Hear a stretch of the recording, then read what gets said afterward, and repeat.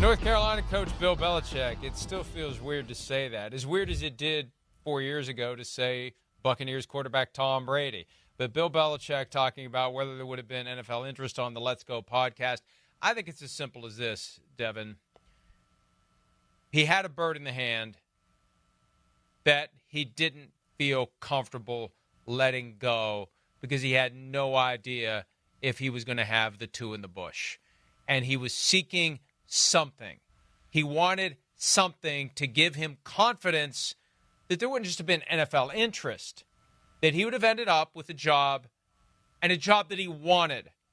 Because, part of the narrative we're hearing now is, look at this bad team, look at that bad team. There's a lot of stuff his guy Lombardi said before they were reunited in North Carolina, where Lombardi and people were looking at it saying, hey, that's Lombardi saying stuff that Bill believes, like the Jaguars, taking a shot at Tony Khan.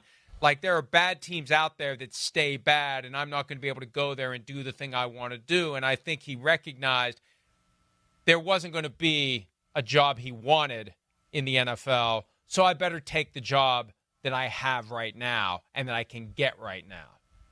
And I think we all can relate to that of maybe there's a job that you're like, that would be an awesome fit. I want, but you're not sure. And then you get this opportunity. And he said he always wanted to coach college. And I think at some point in his career, he probably thought there was no chance that he would ever coach in college because of the run he went on in New England. And then you're in the NFL for so long. It's like, why or what opportunity would even make sense for me to go back to college? And then he said it. This came up, and people were asking him about all of the rules that were changing in college and comparing it to the NFL. And I think he was like, you know what?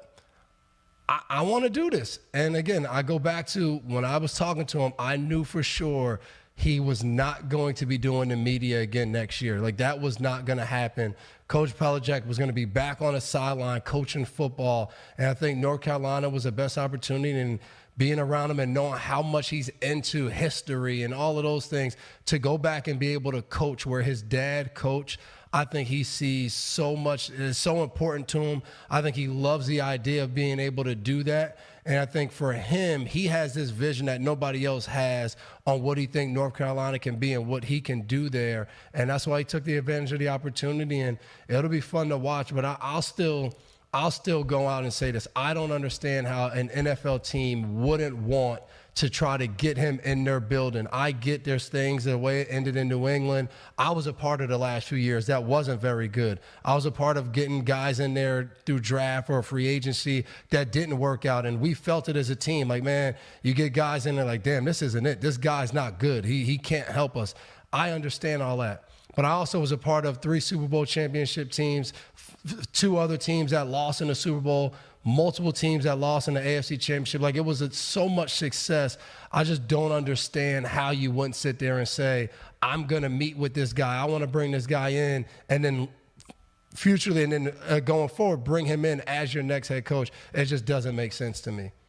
I talked to somebody over the weekend, and the point was made because people who get it, people who follow the league carefully, they understand that when the reporting emerges on Saturday that Bill Belichick reached out to the Jets before taking the North Carolina job, that's put out there by Belichick or Lombardi or both.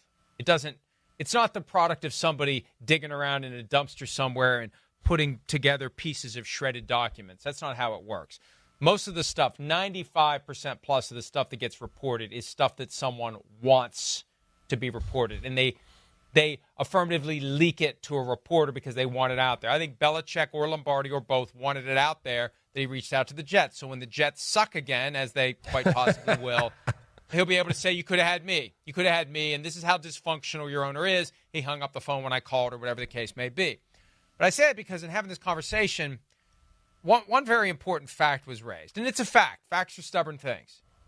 All time, back to Cleveland, and during his time in New England, when Tom Brady wasn't available to play due to injury or suspension, Bill Belichick is 70-93 without Tom Brady as his quarterback.